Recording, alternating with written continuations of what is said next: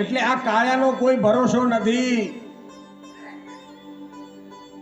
એટલા માટે કીધું ને ભક્તિ કરતા છૂટે મારા પ્રાણ. એટલા માટે ભક્તિ કરવાનું કહેતા હોઈએ છીએ. પણ કેમ આ રોજ રોજ કરવાની? તો કે હા, કીધું છે કે રોજ. કેમ રોજ કેમ કરવાની? તો એની પાછળનું કારણ એવું બતાવ્યું છે, રોજ એટલા માટે કરવાની કે જો રોજ કરશો, રોજ નામ લેશો તો છેલ્લે દિવસે યાદ આવશે. પણ રોજ તમને પ્રેક્ટિસ નહીં હોય, રોજ તમે નામ નહીં લેતા હો, તમે રસ્તો નહીં જોયો હોય તો થાકી જશો. પણ રોજ તમે જો નામ લીધું હશે તો અંતિમ સમયે યાદ આવશે. અજામિલની કથા પણ જે તમે સાંભળી હશે કે એને એના દીકરાનું નામ નારાયણ રાખ્યું. એને તો કોઈ ભાવાર્થ નતો, એને કોઈ સ્વાર્થ નતો. એ તો એના દીકરાને બોલાવતો હતો કે નારાયણ મને દવા આપ, નારાયણ મને દવા, પાણી આપ, નારાયણ મને દવા આપ. ત્યાં યમદૂતો આવ્યા, એ કે અહીં તો નારાયણ નારાયણ બોલાય છે, અહીંયા આપણું કામ નથી. પાછા જતા રહ્યા. બહુ રીબાઈ છે. કોઈ મંત્ર આપો મહારાજ કે જલ્દી હવે વહેલા છૂટી જાય, અમે સેવા કરીને થાકી ગયા છીએ. મેં કીધું બાપાએ કોઈ દી ભગવાનનું નામ લીધું? તો કે ના ના. મેં કીધું ક્યાંય કોઈ દેવાલય દર્શન કરવા ગયા? તો કે ના ના. કોઈ મંદિરે દર્શન કરવા ગયા? તો કે ના ના. મેં કીધું તો રીબા વાળું જ છે. મેં કીધું તો આ એટલે આ દેવી ભાગવત પુરાણમાં જે કથા આવે છે એ હું કહું છું ભક્તજનો તમને કે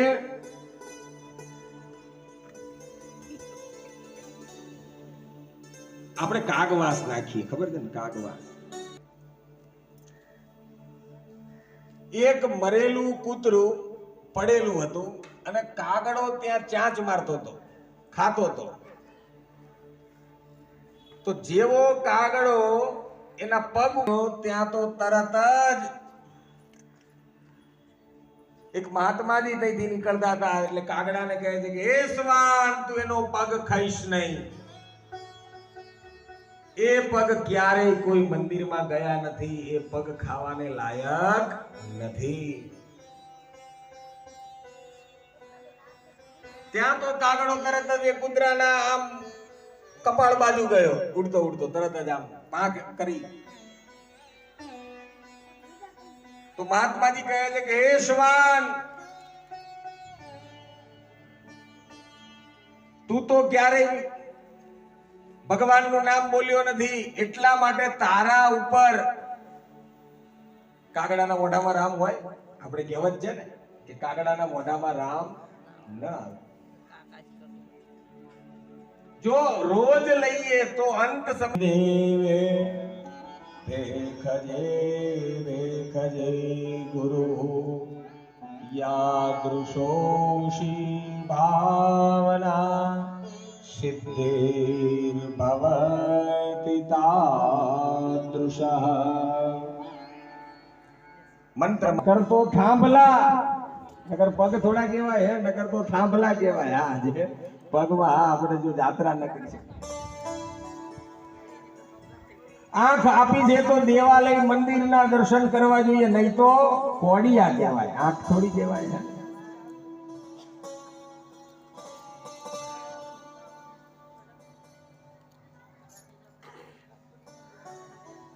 એટલે જે અર્પણ કરવાનું હતું, જે નિષ્કામ ભાવથી ભગવતીને અર્પણ કરવાનું હતું, ભગવતીની કૃપાથી શ્રદ્ધા હોય કે પછી અંધશ્રદ્ધા હોય, શ્રદ્ધા અને અંધશ્રદ્ધા નામની કોઈ વસ્તુ નથી, માત્ર ભરોસો છે. કર્મનું આચરણ બધું જ કરે પણ કોઈ સંતાન નહીં. ગર્ગાચાર્યજી પાસે તેમણે જ્યારે કહ્યું, એમણે તો કહ્યું કે તમે ભગવતીની આરાધના કરો.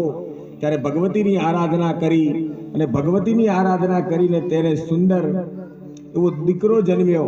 પણ એમાં એક ભૂલ રહી ગઈ, એટલે તે પુત્ર કુપૂત થયો છે.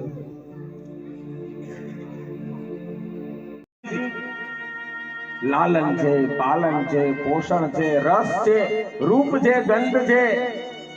રસે રૂપે જ ગંધે જ શબ્દે સ્પર્શે જ યોગિની.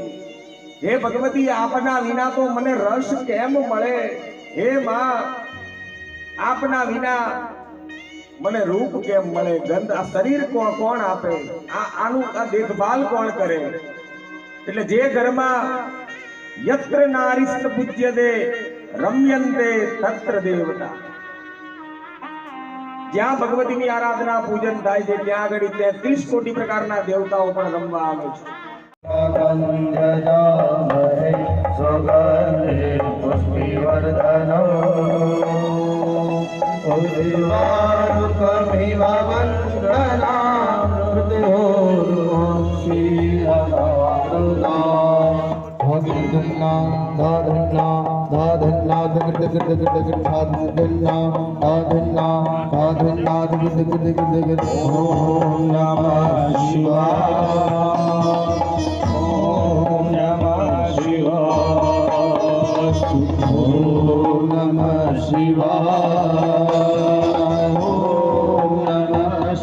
જેવું આ નામ નવું નામ થઈ જાય પાછળ કહી દેજો.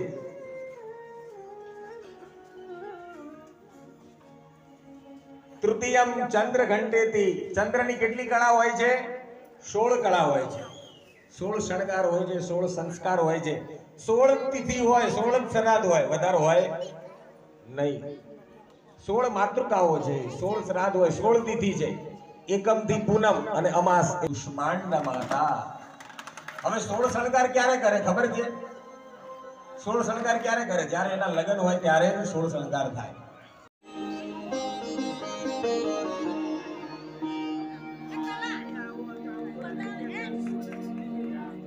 પ્રથમમ શૈલી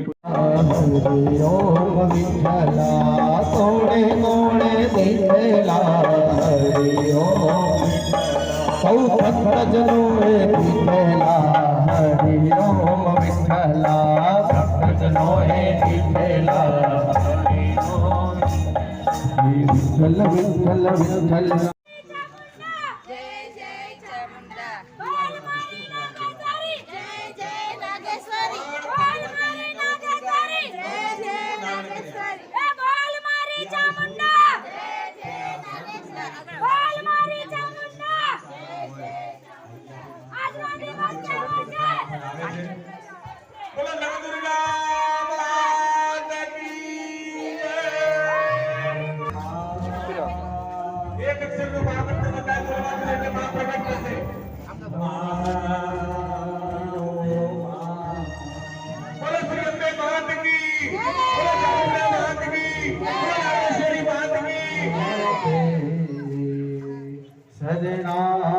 સજનાગત મધુર કે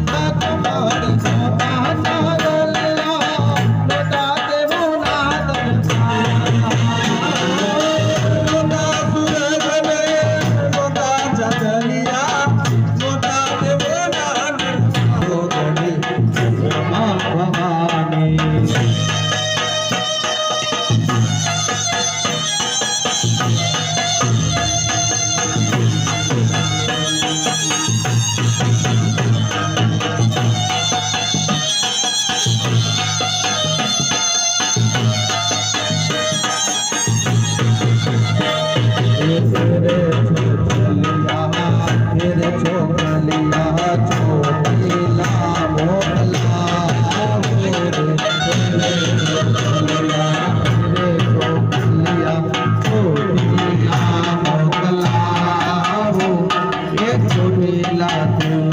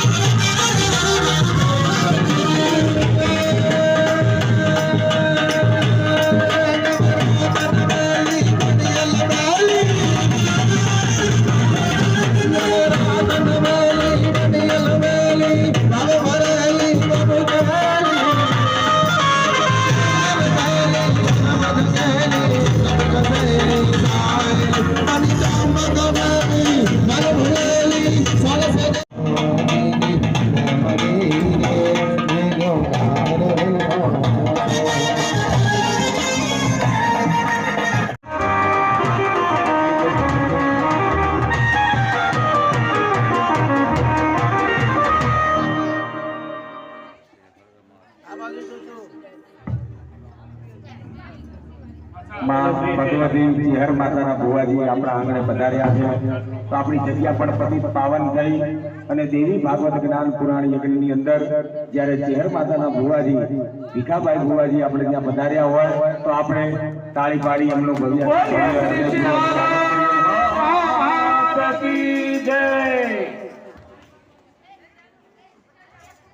માલ્યા પણ કરશે આપણે તાળી પાડી એમનું અભિવાદન કરીશું બોલો ભગવતી ચેહર માત કી બોલો નાગરાગેશ્વરી માત કી ચેહર માત કી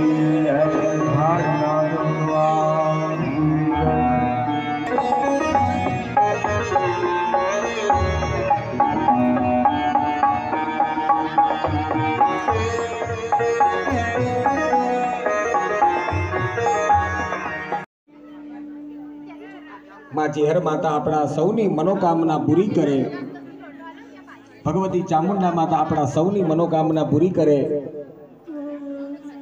આજે રવિવાર આજે નવદુર્ગાનું પ્રાગટ્ય થયું અને એમાંય આજે ચેહર માતાના ભુવાજી તાત આવ્યા છે